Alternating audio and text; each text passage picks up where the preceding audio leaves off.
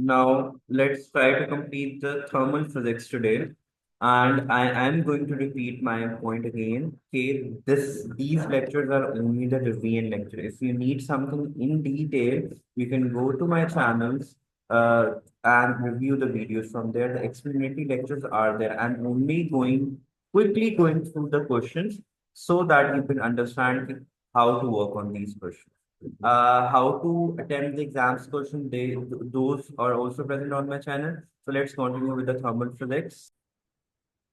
Okay.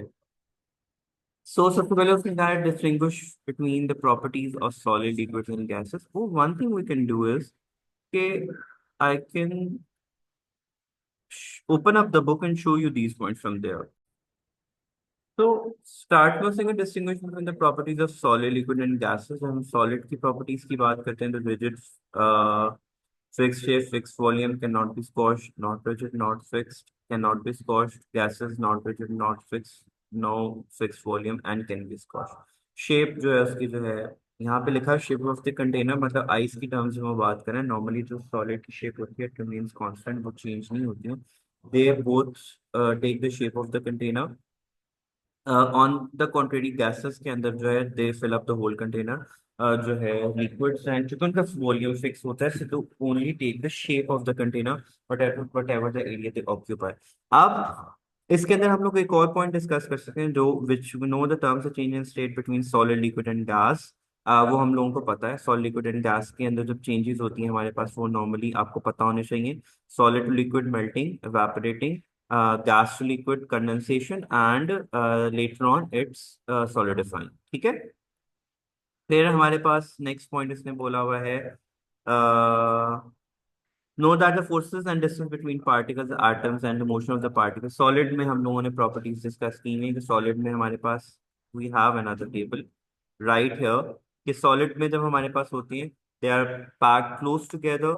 हमारे पास regular pattern होता है, स्ट्रॉन्ग इंटरमोलिक्यूलर फोर्सेस होती हैं. And on the contrary liquids में जो है they are pressing less closely together and weak intermolecular forces होती हैं एज कंपेयर टू लिक्विड. तो सॉलिड टू लिक्विड जब हम जाते हैं तो लेस टेम्परेचर रिक्वायर्ड होता है, लेकिन liquid to gas larger temperature required होता है. बिकॉज लिक्विड टू गैस जब हम जा रहे होते हैं कंप्लीट इंटरमोलिकुलर फोर्सेस को क्या करना होता है, जीरो पे लेके जाना होता है, कंप्लीटली उसको रिमूव करना होता है. ठीक है. तो नेक्स्ट उसने बोला है, describe the particle structure of solid, liquid and gas in terms of arrangement. हमने बता दिया कि फिक्स्ड अरेंजमेंट होती है सॉलिड में, वीकली अरेंज्ड होते हैं लिक्विड में एंड कम्प्लीटली. एंड सॉलिड में वो सिर्फ वाइब्रेटिंग मोशन दे सकते हैं, लिक्विड एंड गैसेस में they can move from their respective positions.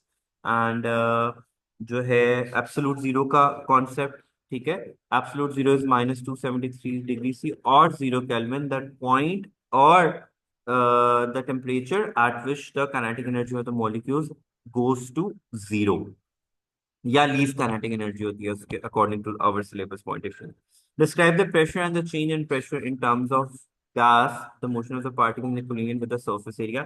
Pressure को हम लोग फोर्स पर यूनिट एरिया में भी डिस्कस कर सकते हैं, मैंने मल्टीपल टाइम्स प्रेशर के लिक्विड में बताया हुआ है. Density into gravity into height की टर्म्स में भी डिस्कस कर सकते हैं, एंड मोमेंटम ट्रांसफर के केस में भी कर सकते हैं. अब देखो, दो पार्टिकल्स हैं, they are moving randomly. When they collide with each other तो वो फोर्स अप्लाई करते हैं ऊपर. They are present in certain area, so force per unit area apply होगा, जिसकी वजह से प्रेशर जनरेट होगा. बाकी डेंसिटी, प्रेशर की जो पार्टिकल है उसकी कोई ना कोई डेंसिटी है, gravity is always there and they are at certain height from the surface, तो भी प्रेशर में जनरेट हो सकता है. तीसरा जो पॉइंट है वो मोमेंटम ट्रांसफर के केस में होता है, कि जब दो particles they have mass, they have velocity, when they collide with each other तो वो अपना मोमेंटम एक्सचेंज करता है. और मोमेंटम नॉर्मली हमारे पास क्या रहता है, कांस्टेंट रहता है in a close system. Close system ये होता है कि जहाँ पे कोई एक्सटर्नल फोर्स एक्ट नहीं कर रही होती है. एंड लेट्स नॉट फॉरगेट, जो हमने काइनेटिक पार्टिकल थ्योरी में किया था, कि they can only apply force on each other when they come in contact with each other. If they are placing a certain distance from each other, they are not going to apply any force on each other. And continuous motion में होते हैं, whether it's solid, liquid और gas. Solid में बस वो vibrating motion दे रहे होते हैं, लिक्विड एंड गैसेस में they can move from their positions. ठीक है. ये point you should recall these points when it comes to this. Pressure का क्वेश्चन हमेशा 3 to 4 मार्क्स का आ जाता है कि how pressure is generated. So when they will collide with each other, they will apply force on each other per unit area. That's how the pressure is generated. And let's not forget, अच्छा पहले next point देखते थे, random motion of the microscope पे particle. और वो Brownian motion था जिसके through हम लोगों ने ये डिस्कस फाइंड आउट किया था कि सॉलिड लिक्विड एंड गैस के particles they are always in a state of motion no matter what the temperature is, if until unless it's 0 degrees 0 Kelvin temperature. Describe and explain the motion sometimes known as Brownian motion. Brownian motion random motion होता है, वो आप लोगों ने book में diagrams देखी हुई, just like just random motion like this. ये स्मोक, हमने दो एक्सपेरिमेंट्स पढ़े हुए हैं, एक पोलन ग्रेन का एक्सपेरिमेंट पढ़ा हुआ है और एक स्मोक का अंडर द माइक्रोस्कोप पढ़ा हुआ है. सो दोनों आप लोगों को आने चाहिए. दीज आर द पॉइंट्स के shape of the container, free movement of the particles, ये सारे पॉइंट्स यहाँ पे गिवन है. Then I describe the pressure and the change in pressure of gas in terms of forces exerted by a force surface area creating a force per unit area. वो हम discuss कर चुके हैं. Brownian motion को भी discuss कर चुके हैं. Tiny specks of lights are basically the smoke particles, and smoke particles का motion basically indicate कर रहा है the continuous motion of the air particles present in the वो. और पोलन ग्रेन्स के एक्सपेरिमेंट में थ्रू पोलर ग्रेन एक्चुअली हम observe कर रहे थे वाटर मॉलिक्यूल्स के मोशन को. तो आपने उसको माइंड में अपने रखना है, इस तरह के क्वेश्चंस आते हैं एग्जाम्स के अंदर. ठीक है. Describe qualitatively in terms of particle the effect of pressure on fixed mass of gas by changing the temperature and by changing the flow. अब अब अगर हम टेम्परेचर को चेंज करेंगे at a constant volume, just pressure increase होगा हमारे पास. ठीक है. क्योंकि प्रेशर क्यों इंक्रीज होगा? Because cooling per unit area जो है वो इंक्रीज हो जाएगी due to the increase in temperature. क्यों? Kinetic energy of the particle increase होगी हमारे पास. Change a change of volume at constant temperature. जब टेम्परेचर चेंज नहीं हो रहा तो प्रेशर एंड वॉल्यूम का इनवर्स रिलेशनशिप होता है. तो P1 V1 is equals to P2 V2 का रिलेशनशिप यहाँ पे हम लोग डिस्कस करेंगे. प्रेशर एंड वॉल्यूम वो, and this is a constant. ये बॉयल्स लॉ के अकॉर्डिंगली होता है हमारे पास कि product of pressure and volume is going to remain constant if P is constant. पहले में कहना है change of temperature at constant. So when you are going to bring a change in temperature without changing the volume, तो हमारे पास pressure definitely क्या होगा? Increase होगा हमारे पास. बाकी टेम्परेचर स्केल होते हैं कि डिग्री सी से आपने केल्विन में जाना है तो +273 ऐड कर देंगे, और वापस आना है तो -2 कर देंगे. इनके दो हमारे पास थे, एक डायरेक्ट था pressure and inverse of volume का, और एक था हमारे पास ऐसे कर्व जिसमें प्रेशर और इनवर्स वॉल्यूम में आते हैं डायरेक्टली हमारे पास. इनके प्लेसमेंट आप रैंडमली चेंज कर सकते हैं. It's never, pressure is never going to zero. तो हम नॉर्मली ग्राफ जो है अबव स्टार्ट करते हैं टू शो के pressure is never zero and so is the volume. हाँ, अगर वॉल्यूम जीरो हो रहा है तो वो pressure and inverse of volume का डायरेक्ट रिलेशनशिप होता है, एंड प्रेशर एंड वॉल्यूम का इनवर्स रिलेशनशिप होता है. तो आप उसको देख सकते हैं. ये वाले पॉइंट्स पे ना बेटा यू जस्ट टेक केयर कि समटाइम्स हमने बोला तो जनरली हम लोग को पता है कि वॉल्यूम पे प्रेशर डिपेंड करेगा, प्रेशर पे वॉल्यूम डिपेंड नहीं कर रहा होता. अगर हम इन टर्म्स ऑफ क्वालिटेटिवली बात करें ना उसके ऊपर, तो वॉल्यूम होगा तो प्रेशर होगा ना. अगर वॉल्यूम है ही नहीं तो प्रेशर नहीं होगा. वॉल्यूम कब होगा? जब पार्टिकल्स प्रेजेंट होंगे, और उसी की वजह से ही प्रेशर जनरेट होगा. तो क्वालिटेटिव एनालिसिस हम लोगों को वहां पे करना पड़ेगा when it comes to that. Okay, next, now let's move to the next part of the thermal energy. Thermal physics. Describe quality thermal expansion of solid. Solid, liquid and gases expands upon heating. Solid least expand करेगा, liquid उससे ज्यादा and gas सबसे ज्यादा. तो solid then liquid then gas की expansion होगी again.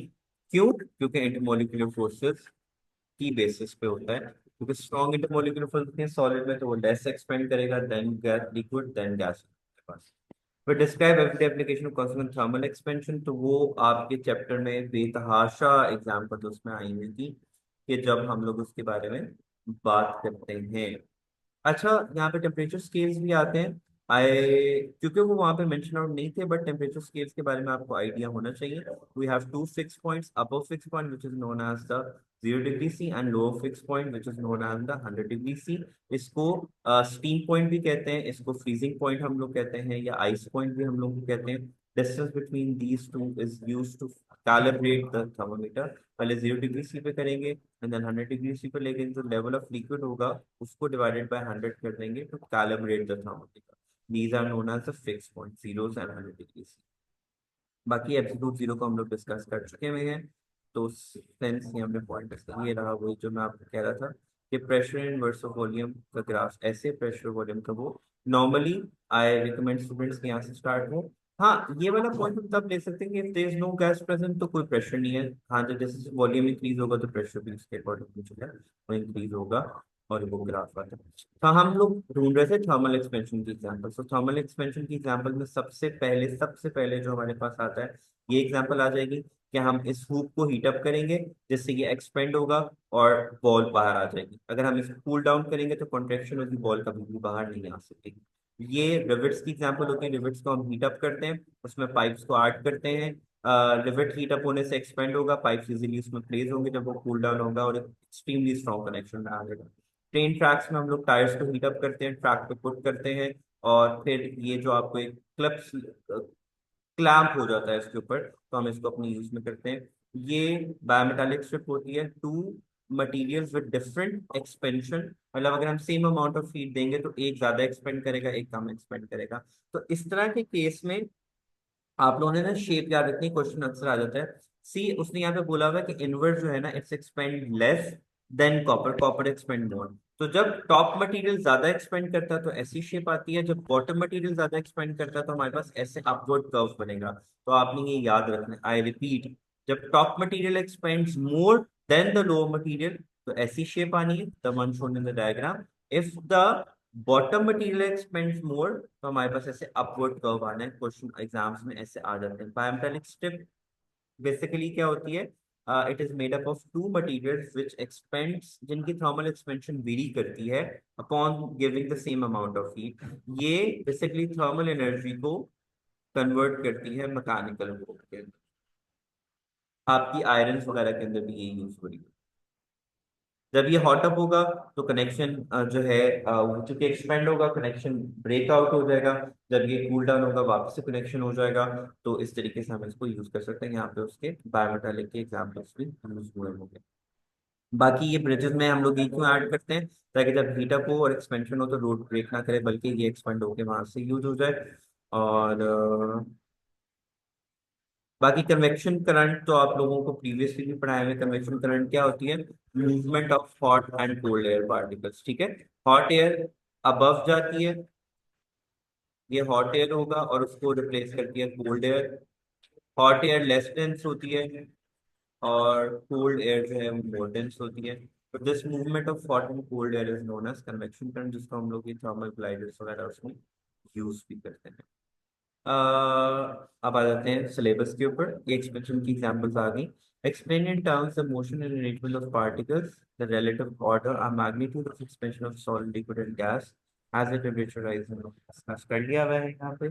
फिर आ रहा है know that the rising temperature of object increases internal energy. वो हमने बिल्कुल स्टार्ट में डिस्कस कर लिया था। इंटरनल एनर्जी रिलेशनशिप होता है टेम्परेचर के साथ, इसका रिलेशनशिप होता है प्रेशर के साथ, इसका रिलेशनशिप होता है वॉल्यूम के साथ। तो ये जो टेम्परेचर इंक्रीज करेगा तो कोलिगन्स इंक्रीज करेंगे, कोलिगन्स इंक्रीज करेंगे तो पार्टिकल्स फर्दर अवे जाएंगे upon hitting on each other. तो वो तमाम points यहाँ पे आ जाते हैं। Describe our increase in temperature of an object in terms of increase of average kinetic energy, वो हमने डिस्कस कर लिया है। टेम्परेचर एंड काइनेटिक एनर्जी का डायरेक्ट रिलेशनशिप होता है हमारे पास।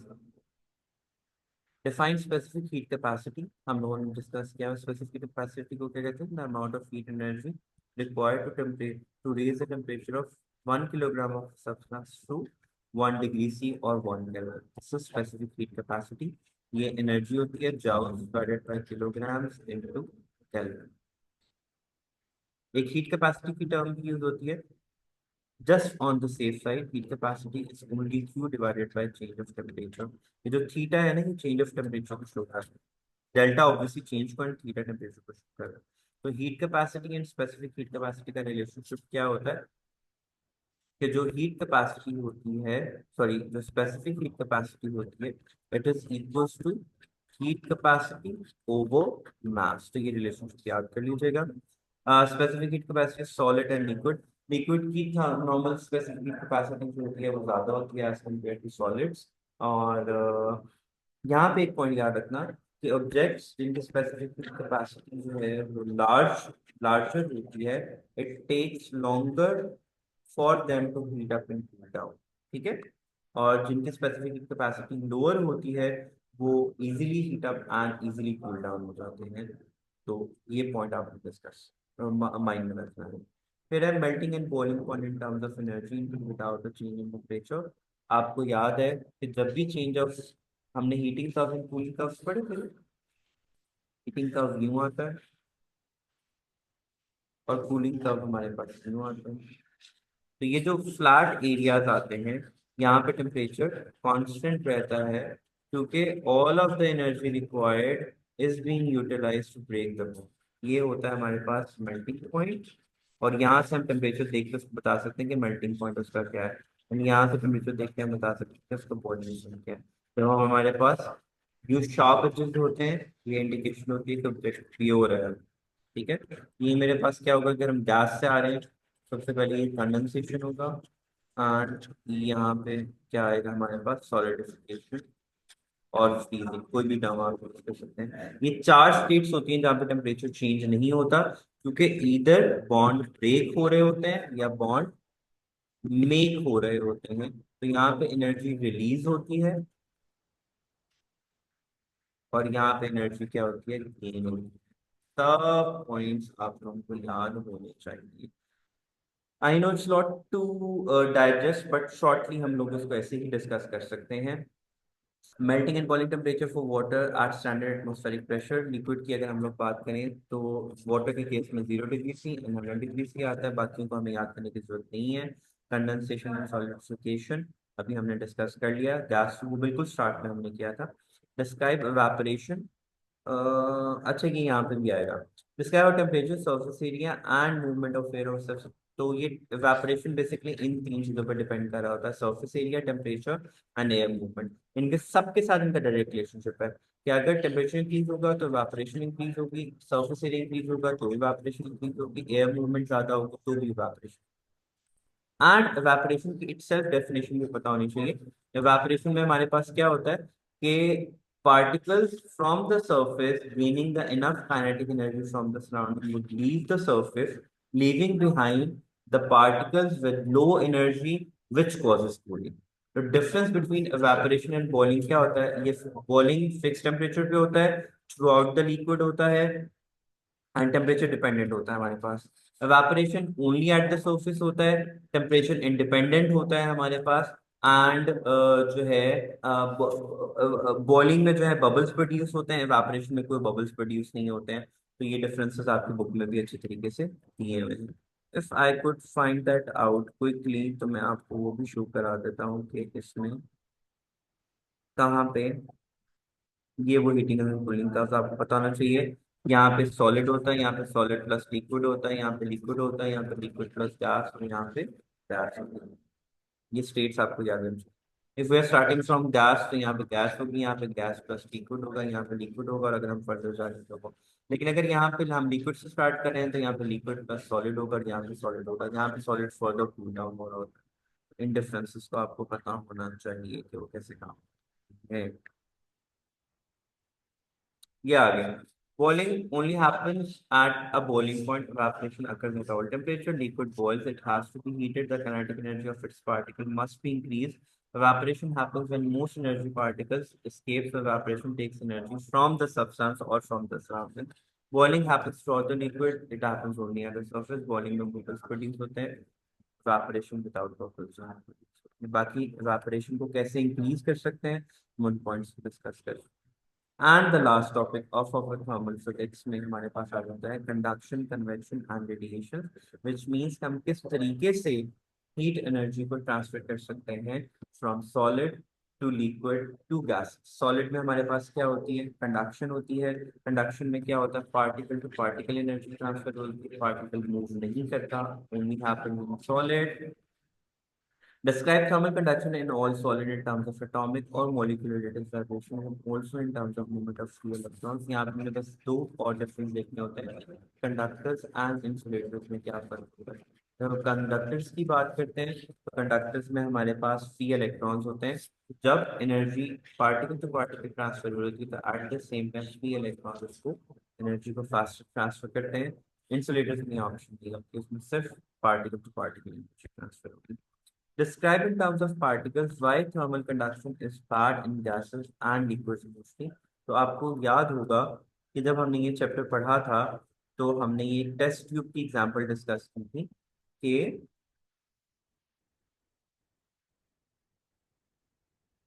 अच्छा ये एग्जांपल है टू शो कि which is a better conductor. हम मल्टीपल रॉड्स ले लेंगे, सबके साथ पेपर क्लिप्स को अटैच कर देंगे, हीट देंगे सेम डिस्टेंस के ऊपर, तो जिसका पेपर क्लिप सबसे पहले गिर जाएगा इट वुड शो कि इट्स अ बेटर कंडक्टर, जिसका लास्ट में गिरेगा ये वो एग्जांपल जिसमें हम शो कर सकते हैं conduction is not good for liquids and gases हमारे पास। ठीक है, लिक्विड्स एंड गैसेस के अंदर हमारे पास ये पॉइंट्स आते हैं। तो लिक्विड्स एंड गैसेस के अंदर हमारे पास क्योंकि पार्टिकल्स फर्दर अपार्ट होते हैं इसलिए कंडक्शन का फिनोमेना इज नॉट एप्लीकेबल और राइट फॉर इट, क्योंकि कंडक्शन के अंदर हमारे पास क्योंकि particles are further away from each other तो कंडक्शन हम इसमें अप्लाई प्रॉपरली नहीं कर सकते। ऑल्सो इस टेस्ट ट्यूब की एग्जांपल में अगर आप देखें when we started वो start heating up the liquid at this point, यहाँ पे water की boiling start हो जाएगी, whereas यहाँ पे ice अभी melt भी नहीं हुई, क्योंकि अगर conduction इसमें right way होता तो first the ice would have melted and then water completely boil होता, but water कहाँ पे boil हो रहा है, सिर्फ टॉप पे बॉयल हो रहा है which indicates conduction is not right। यहाँ पे एक और पॉइंट पे आपने ध्यान रखना है कि जब भी हम ऑब्जेक्ट को हीट अप करते हैं ना तो पार्टिकल अपवर्ड्स मूव करता है, कभी भी डाउनवर्ड मूव नहीं करेगा। इसलिए जब हम मेटल प्लेट की बात करते हैं तो हम हीटिंग जो रॉड होता है उसको बॉटम पे रखते हैं, टॉप पे नहीं रखते, क्योंकि वाटर जब हीट अप होगा वो हमेशा टॉप बॉटम से टॉप के ऊपर जाएगा और हीटेड पार्टिकल्स हमेशा अपवर्ड मूव करते हैं, डाउनवर्ड्स की तरफ नहीं आ रहे होते। आई होप ये बाकी आप पॉइंट्स जो हैं उसमें भी देख सकते हैं कि किस तरीके से डिटेल में अगर आप लोगों ने देखना तो आप कर सकते हैं। Know that there are many solids that conduct thermal energy better than thermal insulators but do so less well than good thermal conductors. बाकी कन्वेक्शन की बात करें तो कन्वेक्शन हमारे पास सिर्फ लिक्विड्स में होता है एंड गैसेस के अंदर होता है। कन्वेक्शन में पार्टिकल इटसेल्फ मूव करता है, अपनी एनर्जी को जो है वो ट्रांसफर करता है।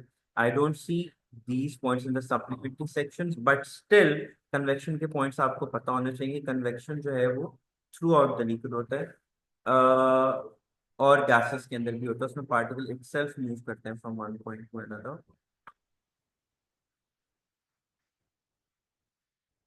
अब हाँ ये मैं अब केमेनोफोर क्रिस्टल्स की मूवमेंट अपवर्ड जाते हुए ये चीज शो करी होती है कि पार्टिकल इटसेल्फ मूव कर रहा है फ्रॉम इट्स पॉइंट और अपनी एनर्जी को क्या कर रहा है, एक्सचेंज कर रहा है। ये पोटेशियम परमैग्नेटिक क्रिस्टल्स अपवर्ड मूव करेंगे और हम इनको दिखाएंगे। ये एग्जांपल है जिसमें हम शो करते हैं कन्वेक्शन करंट को एंड ये शो करते हैं कि पार्टिकल्स एक्चुअली मूव करते हैं, हीटेड पार्टिकल्स अपवर्ड मूव करेंगे, कोल्ड पार्टिकल्स क्या। अब यहाँ पे प्रेजेंट जो एयर है वो इस कैंडल की वजह से हीट अप होगी और यहाँ से एडमिट हो जाएगी। अब उसको रिप्लेस करने के लिए कोल्ड एयर इन आएगी, वो हीट अप होगी और यहाँ पे move करेंगे। यहाँ पे हमने विजिबल वो पेपर इसलिए अटैच किया हुआ है ताकि हम लोग स्मोक की मूवमेंट देख सकें, यहाँ से इन हो रहा है, यहाँ से जो है वो आउट हो रहा है हमारे पास। तो दिस शोज द मूवमेंट के कन्वेक्शन करंट जो है इट एक्चुअली अप्लाइज, और कन्वेक्शन का फिनोमेना भी अकर होता है when it comes to fluid. Fluid के अंदर लिक्विड्स एंड गैसेस दोनों आ जाते हैं हमारे पास। ठीक है, क्योंकि anything that can flow is fluid, तो उसमें लिक्विड्स एंड गैसेस की दोनों की एग्जांपल्स यहाँ पे आ सकती है। और इस एग्जांपल में आपको ये शो कर रहा है कि हीटेड पार्टिकल्स अपवर्ड मूव करते हैं एंड कोल्ड पार्टिकल्स इसको रिप्लेस करते हैं। तो जो हीटर्स होते हैं उनको हमेशा बॉटम पे हम अटैच करते हैं और जो एसीज होते हैं उनको हम टॉप पे लगाते हैं। Why is that? First top पे हमारे पास क्या होंगे, हॉट एयर पार्टिकल्स होंगे और हॉट एयर पार्टिकल्स क्योंकि टॉप पे प्रेजेंट होंगे वो उनको आउट एग्जिट कर देगा। और जो हीटर्स बॉटम पे इसलिए लगाते हैं क्योंकि कोल्ड पार्टिकल्स नीचे प्रेजेंट होते हैं, इस वजह से इनकी प्लेसमेंट वहां पे रखी जाती है। Radiation is the mode of transfer of energy. Conduction और कन्वेक्शन दोनों मीडियम डिपेंडेंट है, बट कन्वेक्शन जो रेडिएशन है it is medium independent because it transfers energy in the form of infrared radiation. तो इंफ्रारेड रेडिएशन की form में energy को जो है वो ट्रांसफर करता है, तो मीडियम इंडिपेंडेंट होता है। इलेक्ट्रोमैग्नेटिक रेडिएशन का वर्ड यहाँ पे यूज होता है। सिंस कंप्लीट सिलेबस आप लोगों का हो चुका है, सो आपकी ये तमाम फेमिलराइजेशन होती है। One thing to discuss here is, note that object at a constant temperature, it needs transfer of energy away from the object at the same rate it receives energy। तो किसी ऑब्जेक्ट का temperature change नहीं हो रहा है, it means जितनी आप energy उसको दे रहे हो उतनी ही एनर्जी वो अपनी सराउंडिंग के साथ एक्सचेंज कर रहा है, so उससे ट्रांसफर ऑफ एनर्जी नहीं हो पा रहा। No, what happens in object, the rate at which it receives energy is less or more than the rate of energy transfer away from the object। तो वही कोल्ड एंड हीट का particle, अगर वो ज्यादा एनर्जी रिसीव कर रहा है और कम एनर्जी एक्सचेंज कर रहा है तो वो हीट अप हो जाएगा। अगर वो लेस एनर्जी रिसीव कर रहा है और ज्यादा एनर्जी को अवे कर रहा है तो वो कूल डाउन हो जाएगा। कलर्स मैटर करते हैं। जो डार्क कलर्स होते हैं, ब्लैक जो है it's good absorber and emitter. जो वाइट एंड शाइनी सरफेस होती हैं it's a poor absorber and emitter, और वो गुड रिफ्लेक्टर्स होते हैं। तो कलर्स इन्फ्लुएंस करते हैं एब्जॉर्प्शन ऑफ हीट को, डिपेंडिंग अपॉन कि वो कौन सा आ रहा है। Know that how the temperature of the earth is affected by the factors controlling the balance between incoming radiation and वो ग्रीन हाउस गैसेस को डिस्कस किया था ना एनर्जी के टॉपिक्स के अंदर, तो वहाँ पे ये तमाम चीजें जो है उनको आते हैं। Describe experiment distinguish between good and bad emitter of infrared radiation. तो गुड एमिटर हमारे पास कौन सा होगा, ब्लैक सरफेस, और बैड एमिटर कौन सा होगा, शाइनी और रिफ्लेक्टिव सरफेस होगी हमारे पास। Describe experiment distinguish between good and bad absorber, again उसके अंदर वही एग्जांपल आ जाएगी। Let me take you to that point जहाँ पे हम इनको डिस्कस करते हैं। इंफ्रारेड रेडिएशन हमेशा हमारी बॉडी से एमिट होती है, जितना ज़्यादा टेम्परेचर होगा उतनी शॉर्टर वेवलेंथ की इंफ्रारेड रेडिएशन एमिट होंगी। जितना हमारा टेम्परेचर लो होगा उतनी लॉन्गर वेवलेंथ की जो है वो एनर्जी ट्रांसफर, हमारी body normally temperature all the time जो है वो एमिट करते हैं। अब यहाँ पे हम ये वाइट जो है रिफ्लेक्शंस को क्यों सिल्वर सरफेस को यूज करते हैं, क्योंकि वो हीट को जो है वो रिफ्लेक्ट करता है और हमारी कार हीट अप नहीं होगी। यहाँ पे हमने व्हाइट सरफेस को अगेन इसलिए अटैच किया हुआ है कि वो उसको रिफ्लेक्ट करेगा, हीट को एब्जॉर्ब नहीं करेगा। यहाँ पे वो पॉइंट्स लिखे हुए हैं कि शाइनी और white surface are best reflector, worst absorber. Matt black surface are best absorber, worst reflector, and matt black surface are best emitter. वही जो मैंने यहाँ पे पॉइंट्स डिस्कस किए हुए थे। बाकी फैक्टर्स इनफेक्टिव वो हमारे पास तो largest of area emits more thermal energy at a faster rate, ये कॉमन सेंस की बात है, कुछ चीजों को यहाँ पे हम अप्लाई कर देंगे। Describe how the rate of emission of radiation depends on the surface temperature, and वो हमने अभी इसको डिस्कस कर लिया है। Explain some of the complex where more than one typical energy transfer जो हमारे पास वहाँ पे हो रहे होते हैं। तो यहाँ पे वही वाली बात हमारे पास आती है। अच्छा, मैं ये एक्सपेरिमेंट आपको दिखाना चाह रहा था कि ये एक्सपेरिमेंट मोस्टली डिस्कस होता है कि जो है क्या दो मटेरियल हमारे पास आ रहे हैं यहाँ पे, black and silver, they are placed at an equal distance from the source of heat. तो वो उनमें से ब्लैक का टेम्परेचर फास्ट इंक्रीज होगा, इसका लेस इंक्रीज होगा, ड्यू टू द रीजन कि black is a good absorber and emitter, whereas white जो है वो तकरीबन रिफ्लेक्ट करता है। इन मीडियाज को आप लोगों ने अपने माइंड के अंदर रखना होता है कि वो किस तरीके से वर्कआउट कर रहे हैं। बाकी कॉन्सिक्वेंस ऑफ थर्मल एनर्जी में हमारे पास क्या आता है। अच्छा, उस सिलेबस में जो पॉइंट्स बन चुके हैं ना, consequence of thermal energy transfer, तो thermal energy travels from hotter place to a colder place, it's temperature difference that makes it flow. Heat की डेफिनेशन भी है कि energy transfer to the difference of temperature. Conduction is the main way in which energy can pass through solid. Energy travels through solid, but solid itself cannot move. Convection is the main way in fluids. Warm fluids move around, carrying energy with it. Radiation is the only way which is medium independent. Vacuum से भी travel कर सकता है, और transparent medium हम air में भी कर सकते हैं। ये एक टेबल है which is very good, you can take a screenshot of it. यहाँ पर उसने डिस्कस किया है कि कर्टन्स किसको स्टॉप करते हैं, इंसुलेशन किसको स्टॉप करते हैं, डबल ग्लेज विंडोज को जैसे देखो स्टॉप्स कन्वेक्शन करंट्स, सो प्रिवेंट्स थर्मल एनर्जी कर्टन्स क्योंकि वो एयर को ब्लॉक करेंगे। प्रिवेंट्स कंडक्शन, कंडक्शन क्यों को स्टॉप करें, क्योंकि इंसुलेटर है तो कंडक्शन नहीं हो पाएगी वहां पे। हमारे पास डबल ग्लेज विंडोज जो होती है हमारे पास, ये चूंकि उनके दरम्यान में वैक्यूम होता है तो वो कंडक्शन और कन्वेक्शन दोनों को स्टॉप करती हैं। अगर हम कैविटी अटैच करते हैं तो अगेन वो कंडक्शन और कन्वेक्शन दोनों को स्टॉप करती है हमारे पास। मेनली कंडक्शन को कर रही होती है क्योंकि स्पेस आ जाती है, एयर एयर की वजह से वो हो पाती है। जो insulation between the reduce thermal energy transfer by convection. तो ये तमाम चीजें यहाँ पे आती हैं। ये उस यहाँ पे cavity wall reduces thermal energy loss by conduction because air is a good insulator. However, a convection current can transfer energy from inner wall to the outer wall. अगर हम उसको fill कर देंगे, filling the cavity with foam or mineral, grass or rock wool prevents convection current from forming. तो conduction भी stop हो जाएगी, convection भी stop हो जाएगी।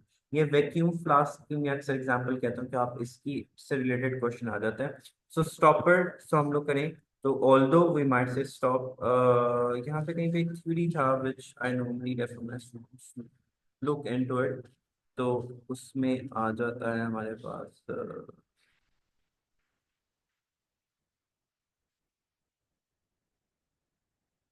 आई गेस ये है कि वैक्यूम फ्लास्क, ये ग्लास जो है हमारे पास इंसुलेटेड होता है तो इज अ गुड इंसुलेटर। और उसके अंदर स्टील भी होता है, उसको स्ट्रेंथ में ऐड करने के लिए air is remove from the gaps from the creating a vacuum, तो कंडक्शन कन्वेक्शन दोनों आ जाएगा। स्टॉप हो जाएगी हमारे पास से।